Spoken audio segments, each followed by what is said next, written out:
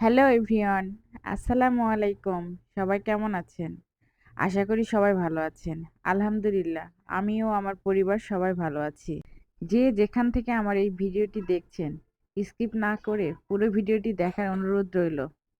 একটি বাবার বাড়ি, একটি স্বামীর বাড়ি। আসলে মেয়েদের বাড়ি কোথায়? যদিও নারী পুরুষ উভয়ের স্থায়ী জায়গা কবর, তবুও আমাদের মেয়েদের স্থায়ী বাড়িটা কোথায় বলুন তো? গত ব্লগে তো আপনাদেরকে বলেছিলাম যে আমি বাড়িতে গিয়েছি। সকালে ঘুম থেকে উঠে রুটি করছিলাম, তো মেয়ে ওর নিজে নিজে রুটি বানাবে, এই জন্য রুটি করতে চলে আসছে।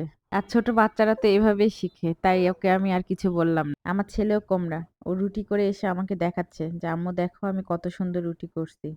গ্রামে একটা বিয়ের দাওয়াত ছিল, তাই দুপুরে খাওয়া দাওয়ার জন্য যাচ্ছিলাম। গ্রামের বিয়েগুলো আসলে অন্যরকম আনন্দ। একসঙ্গে সবাই বসে খাওয়া, মজা করা অনেক বেশি আনন্দ হয়। তাই আমি ও আমার পরিবারের সবাই চলে গেছিলাম বিয়ের দাওয়াত খেতে।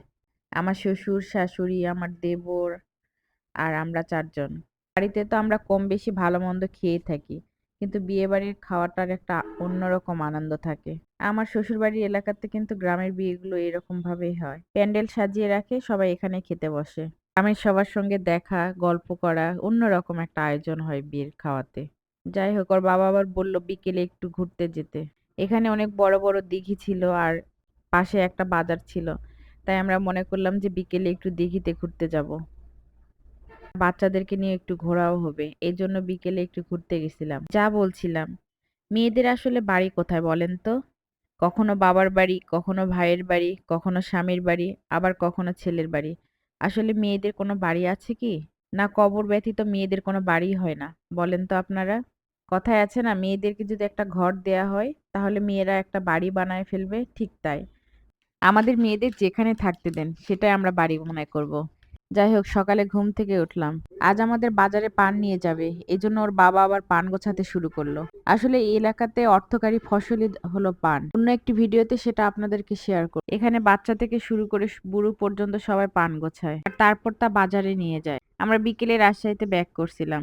ওর বাবা একটু হালকা অসুস্থ, এই জন্য ওকে নিয়ে আবার ডাক্তারের কাছে আসছিলাম। ডাক্তার দেখিয়ে আমরা একটু বাজারে একটু ঘোরাফেরা করে বাসায় আসলাম। বাসায় এসে রান্না তো রাতের খাওয়ার জন্য করা লাগবে, এই জন্য রান্নাটা উঠিয়ে দিয়েছিলাম। বাড়ি থেকে টাটকা গরুর মাংস নিয়ে এসেছিলাম, তো ওগুলো তো টেস্ট আলাদা হবে, আর ফ্রিজে রাখলে তো তেমন স্বাদ থাকবে না। এই জন্য একটু রান্না করে নিচ্ছি। যেহেতু বাড়ি থেকে আসছি, অনেক কাপড় চোপড় ধোয়া আছে, এই জন্য সকালে মনে করলাম যে কাপড় ধুবো, রাত্রে রান্নাটা করে রাখলে ওর বাবাকেও দিতে পারবো। আমি একদিকে ভাত উঠাই দিয়ে রান্না করছিলাম, আর আমি তো আলুটা দেবই। আসলে মাংসে আমার আলু ছাড়া ভালো লাগে না। আর যেহেতু মাংস অল্প ছিল, আলু দিলে তরকারিটাও একটু বাড়তি হলো। এটা একটা গোপন টিপস মনে করেন। যাই হোক, আমার লাইফস্টাইল ব্লগ কেমন লাগছে অবশ্যই কমেন্টে জানাবেন। আর সবাইকে অনুরোধ করব, লাইক, কমেন্টস এবং শেয়ার করবেন। আর আমার ভিডিওতে যারা নতুন, তাদেরকে তো অনুরোধ করব একটা সাবস্ক্রাইব করে রাখতে। আজ এই পর্যন্ত, দেখা হবে অন্য কোনো ভিডিওতে।